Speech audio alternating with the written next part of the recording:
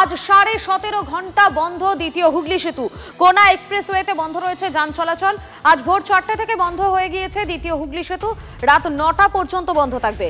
দ্বিতীয় হুগলি সেতুতে কেবল মেরামতির কাজ এবং সাঁতরাগাছি বাস টার্মিনাসের কাছে স্টিলের বিম বসানোর কাজের জন্যই বন্ধ রয়েছে ব্রিজ।